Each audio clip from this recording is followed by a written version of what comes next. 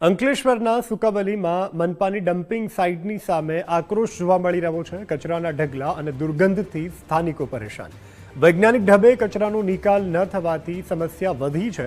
દુર્ગંધ અને વાયુ પ્રદૂષણથી લોકોમાં ભારે રોષની લાગણી જોવા મળી રહી છે। મચ્છરોના ઉપદ્રવથી બારી બારણા બંધ રાખવાની નોબત આવી હોવાનો સ્થાનિકોનો દાવો। और हम यहाँ ये ग्रीन पार्क सोसाइटी के पीछे सरस्वती के पीछे green park society dumping site आता है। यहाँ से जस्ट बाजू में मेरा मकान है। ये कचरा पेटी के लिए हमारे यहाँ इतनी तकलीफ हो रही है, मच्छर मक्खी हो रही है।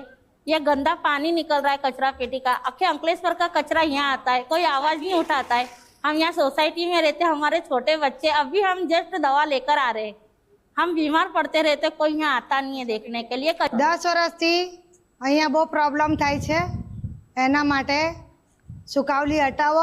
બહુ પબ્લિકને તકલીફ થાય છે, જવા આવવામાં ગંદકી બહુ છે ને વિસ્તારમાં બહુ વાસ બી મારે છે। શિયાળો ઉનાળો ચોમાસું ઘરમાં બી રહેવાતું નથી, બહુ ગંદકી આવે છે। સવારમાં છોકરાઓ સ્કૂલ જવાના ટાઈમ પર બી રસ્તા ખોદી કાઢેલા છે, જવાનું કંઈથી સવારમાં છોકરાઓને પણ પ્રોબ્લેમ થાય છે।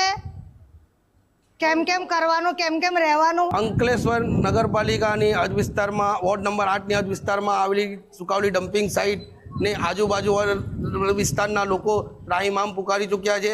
કેમ કે અંકલેશ્વર નગરપાલિકાની આ ડમ્પિંગ સાઇટ તમે જોઈ રહ્યા છો કે એનું પાણી એટલું ખરાબ બહાર નીકળે છે કે માણસથી થોભાય એવી કન્ડિશન નથી। અને આજુબાજુના સોસાયટીના જે રહીશો છે એ લોકોના ત્યાં બીમારીનો ઘેર ફાટી નીકળ્યો છે, કેટલા લોકો બીમાર છે। નગરપાલિકાને વારવાર અમે રજૂઆત કરીએ તો પણ આ લોકો વૈકલ્પિક નિકાલ કરતા નથી। આ પાણીનું ઉનાળાના 4 મહિનામાં ધુમાડા અને ચોમાસામાં આ પાણીનું ગંદુ પાણીનું નિકાલ આ લોકો ત્રાહિમામ પુકારી ચૂક્યા છે।